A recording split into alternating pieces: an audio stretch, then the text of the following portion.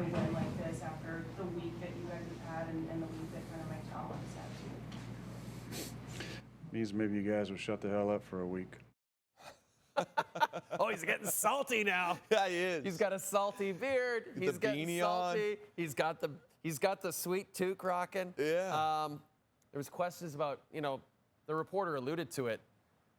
The fans were chanting for Mike Tomlin to be fired last week. Everyone was questioning whether Aaron Rodgers was done. They just go out, they beat their biggest rival, and they're first in the AFC North. Yeah, and another shocking moment for me was this offense, Pittsburgh, has been putrid throwing the football down the field. What happened? You've been hearing me gripe about DK all year. Yeah. And all of a sudden it was like, oh, we're playing our rivals.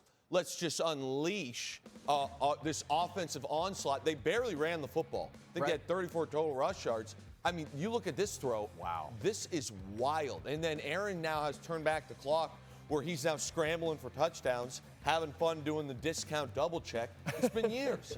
And again, he just kept slinging it and slinging it. Another shot to DK. You cannot place a football better than that. In this, if you're Steelers fans, you've been like, where has this guy been? Now we're on the run, and we're making plays off schedule. This is the Aaron Rodgers that we all know and love. Where has this been? And what's strange is that, again, he threw for 284. He had no help in the run game, so it wasn't like play action was a big thing. All of a sudden, they broke it out at the right time, and they now control their own destiny.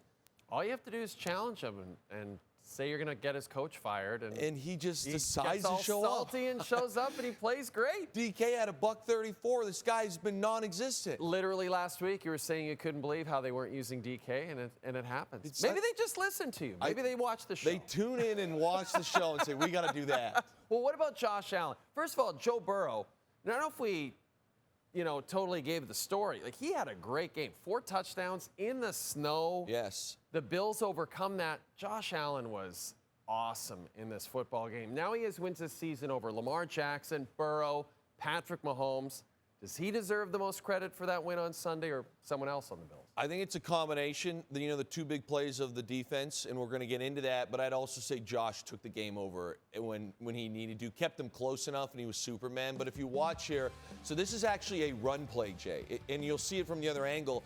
And because of what happens, if you watch Joe Burrow's hand, he's basically notices Benford is blitzing. He checks out of the run and tries to go to Jamar Chase, and the ball slips, and that's why he ends up shot putting it. And then you talk about Josh Allen. I mean, this guy, this is unbelievable to me. He just sits there as being able to make play after play after play. You're in the snow, doesn't matter. He's back there chilling, finding guys wide open. This 3rd and 15. This to me was the play of the entire day. It's 3rd and 15.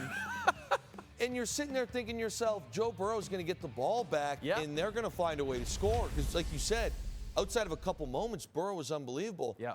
And Josh Allen said, not so fast. I'll just do it myself. No, and that's, you said it, took over the game. In the end when they needed him. With his arm. I mean, the throw we went through in the highlight, he's like, oh, guy's not looking this way. I'll just zing it right by his ear, no problem. Guy's a special player, obviously, but he was on display today.